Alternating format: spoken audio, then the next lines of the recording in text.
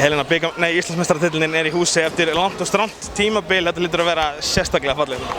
Já, þetta búið að vera þetta bara einstakt tímabil og þú veist, manni finnst þess að maður er að koma löngu komin í sumarfrí en bara geggja að klára þetta og komast í sumarfrí núna á góðum nótunum.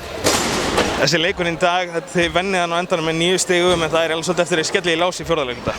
Já, við vorum ekki alveg að spila nógu góða vörn þarna tímabili en mér fannst liðið mitt bara að gera mjög vel. Við lendum þarna næstu 10 stigum undir eða eitthvað svoleiðis og þá held ég svona föttuði bara, heyrðu, það er ekkert að fara að gefa okkur þetta. Við þurfum að hafa fyrir þessu og byrjum að spila okkar vörn og setja flott skot hinum megin.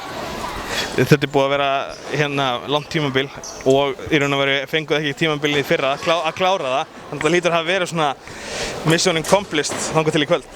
Já, algjörlega. Ég meina, við erum að safna ártölum á vegginn en það fengum ekki tækifæri til að gera það í fyrra. Þannig að bara geggja þú veist, þetta var þetta upp og niður en að geta klárað þetta nú.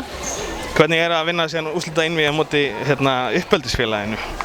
Allir að spyrja um þetta. Þetta er auðvitað skrítið, ég viðurkenni það alveg. En ég er bara stoltur Valsari og mér finnst bara mjög gaman í Val og líður vel hérna. Þannig að ég bara, ég ber auðvitað miklu tilfinningar til þeirra og klúbbsins en bara mjög ánægð í Val og bara ánægð að vinna með þeim.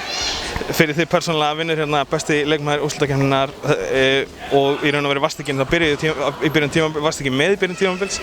Bjóstu við að vera á þessu stað núna? Nei, alls ekki, en bara ógeðslega gaman að hafa, það komið svona COVID-pásur á réttum tíma, þannig að það var bara flott. Takk hérlega.